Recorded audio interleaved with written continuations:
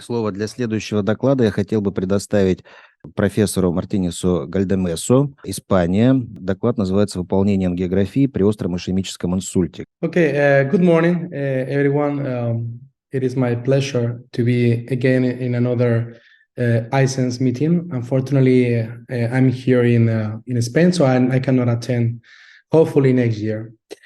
Well, this talk is about this specific topic, which is the direct to angioshoot approach. I mean, at the end, we are all talking about to decreasing the time for doing the mechanical thrombectomy, and we are offering sometimes the patients go directly to the angioshoot by bypassing the conventional approaches, but doing the regular CT or CTP at the radiology department. So the point is, if we are ready or not to start to do this frequently or in a routine basis. Okay, so as we know, mechanical thrombectomy is the standard of care. We all know that we need to recanalize large vessel occlusions to achieve a better outcomes, and we need to achieve the better reperfusion as possible.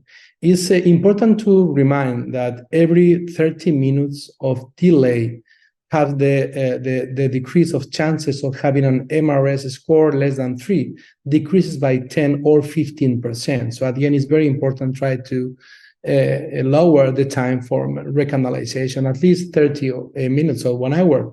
So close to 90% of the patients that we achieve a favorable outcome of 90 days, the reperfusions need to be done at the first 150 minutes, and this should be our goal. It's very difficult to have a better outcome if we have a patient that is recanalized in more than that time. So at the end, we need to find a way to reduce the time for the full recanalizations. As we were discussing before with the Professor Jens Filler, we need trying to specify which is the optimal time for the door to puncture. The GNIS or SNIS Society in the United States made this recommendation that this time door to puncture should be ideally less than 1 hour. I don't know if you in your hospitals have this time. In my institution, we are doing around 250 thrombectomies per year. And normally we are able to perform this door to puncture in less than 1 hour, but we cannot do it during nights or, during 2 or 3 a.m. So at the end, we need to find something for this type of patients. If we divide the stroke more or less in these 3 phases of pre-hospital phase, the emergency triage and the in-hospital workflow, we understand that we have a lot of tools to improve this pre-hospital phase. Indeed, we are using all these technologies, and we all know there are different types of software that will allow us to be communicated with the patient, communicated with the ambulance, and to receive the CTA, CTP immediately in our phone. So at the end, we have a lot of tools in the pre-hospital phase that improve the results in the last year. But the problem is that we need to minimize the time from the hospital arrival to recanalization. So in the last years have been different protocols to decrease the door to puncture. As we all know, early notification to anesthesiologists, use a common group like a WhatsApp group or similar software. So at the end, with these all specific notifications and maneuvers, we can optimize a lot the time for reperfusion, and this has been really studied during the last years. So more or less, we need to analyze our data, and I don't know how in your hospital, but normally the time between when the patient arrives to the emergency room and they perform the basal CT is around 16 minutes. You need to invest 9 more minutes to do a CTA, and you need to invest close to 22 minutes for doing a CTP. So at the end, there's a lot of time to invest here in the radiology department just to know if the patient is candidate or not to the mechanical thrombectomy. And all this data comes from the SWIFT Prime trial, so we have a lot of robust numbers here. So the point is, we could debate or not if it's really needed to do this, all the CTP protocol. Maybe with CT and CTA is more than enough. But anyway, we are talking about more than 20 minutes in total that we are doing, plus the transportation of the patient to the CT, plus the transportation of the patient to the angioshoot. So at the end is if we are ready or not for do this direct angiography approach. Do we have enough clinical evidence? Do we have technological resources, or do we have personal resources? Because it's also a question of people. So the proposal is try to bypass the conventional images here, and once the patient arrives to the hospital, send directly to the angio suite. And when the patient is in the angio suite, in the angio lab, then you need to do a flat panel CT just to rule out if the patient have any hemorrhage, or to rule out if you have a large stroke. Because you cannot, I mean, with a real quality, you are not able to perform a really accurate aspects score. Okay, so just to remind that if you send the patient directly, try to rule out with using a flat panel CT. But the problem with the flat panel CT is that sometimes it's not accurate. So this is an example of that case that we did very recently. And you see here the CT performed in a primary stroke center in another institution, and then sent to my hospital. And after 2 hours, we repeat the CT, but this is a flat panel CT just already in the angio suite. So you see here that in this particular point, the quality is not the same that the regular CT, but at the end, we are able to rule out a big hemorrhage or big transformation. So this is more than enough to continue, okay?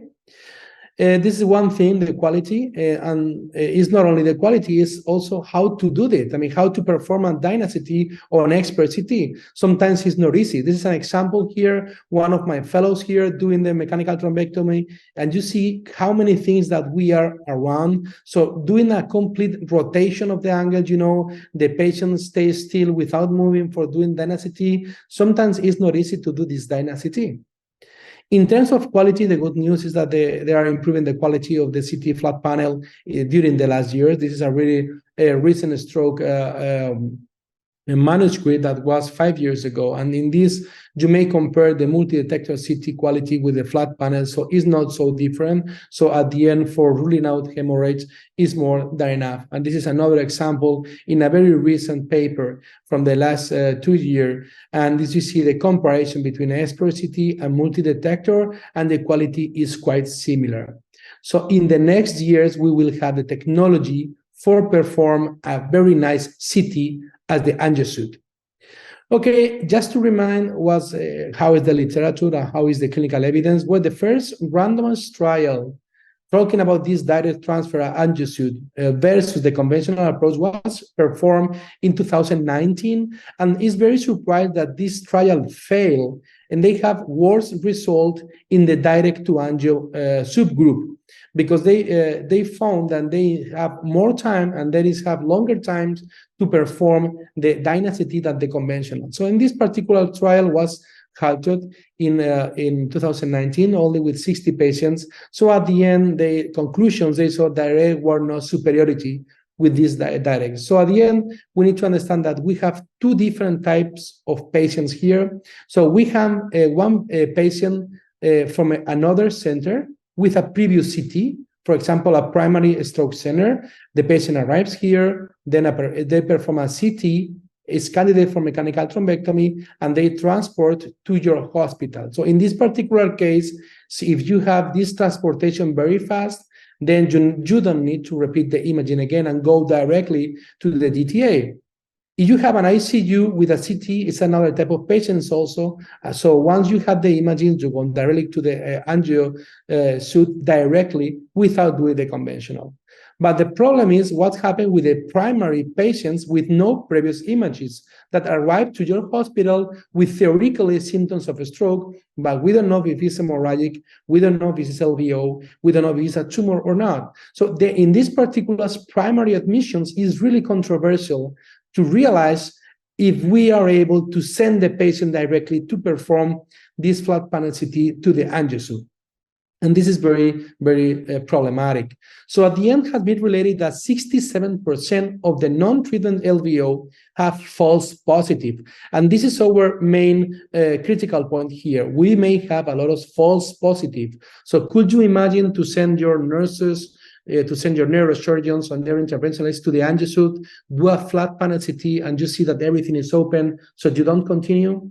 You cannot do it for a lot of time, because at the end we need to work there. And this is the main problem. We need to find predictors of occlusion. And the only predictor that we already have for LVO or large vessel occlusion is NIH. So we need to be sure that the patient have an NIH at least 9. If you have an NIH more than 9, you have as high chances of have LVO occlusion. So it's very important to train the people for doing a nice NIH score at the hospitals, at the ambulance, even at the street. So at the end, if you have a good NIH, you have a nice predictor to do that. Okay, there are different meta-analyses that comparing this particular type of patients, primary admissions versus transfers.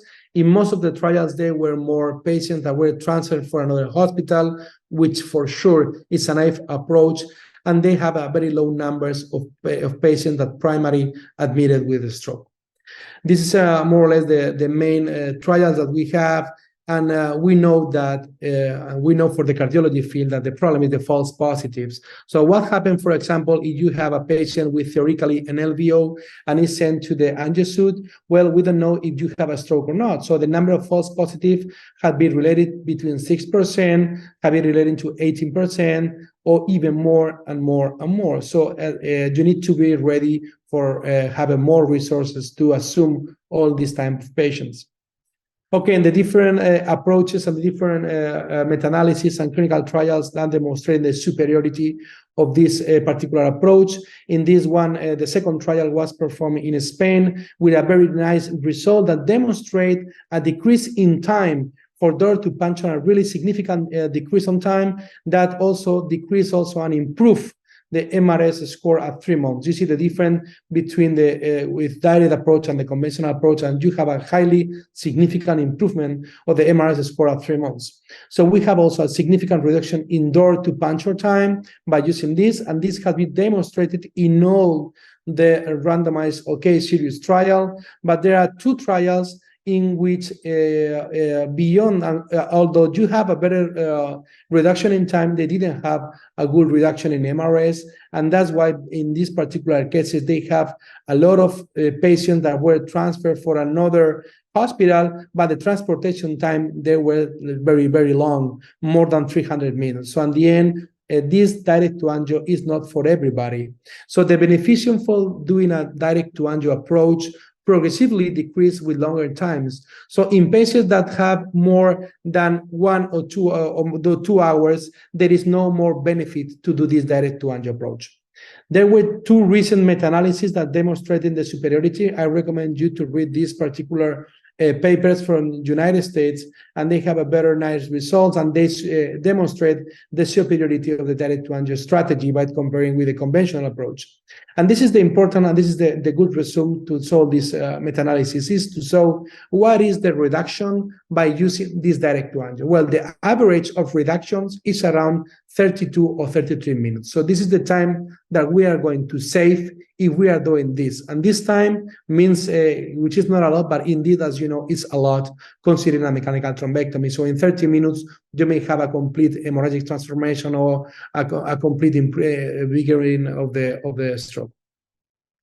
Okay, the limitations that we have, and we have seen in our hospital by you doing this, is that we only need 1 dedicated angiosuit for doing this mechanical thrombectomy, and having a dedicated angiosuit only for a stroke is really complicated, because normally we are doing an aneurysm, we are doing an AVM, we are doing a carotid stenting or whatever. So at the end, you need to have only 1 specific angiosuit for that, which is not easy in all the countries. And we need to have a lot of people trained, nurses, fellows. So a very big team is recommended to do that, and to understand that you are going to work outside of working hospitals. Well, the number of strokes, I don't know how it's in Russia, but we have so many strokes right now that the people are starting to have burnout. So at the end, if we don't have enough people in the next years, we are talking about having 2 or 3 times more the personnel that we already have. We are not able to continue with this type of approaches because it's impossible. You need a lot of people to do that. Okay, good news. We are participating in this multi-center randomized trial. These two of them, they are enrolling patients, and it will be in this one for this year and this one in the next 2 years. So we will have a lot of information of this type of direct to angio approach. Okay, so in conclusion, if you want to do that, this direct to angio, you need to select the ideal candidates. The ideal candidate is NIH more than 9 in an early window, ideally the first 2 hours. So if you have an NIH more than 9 in the first 2 hours, then it's time to go to the direct to angio strategy. It has been demonstrated that this is a significant reduction in door to puncture. Is really clear. It's clear that you have a significant door to puncture in good times. There is no difference in terms of hemorrhagic mortality or reperfusion, and you have a higher probability of have a better outcome at 90 days. So at the end, we will have all this information ready in the next 1 or 2 years was finalizing this randomized trial. So thank you very much. It is my pleasure. And if you have any questions, please here let me know, and I will be very happy to discuss with you. Thank you.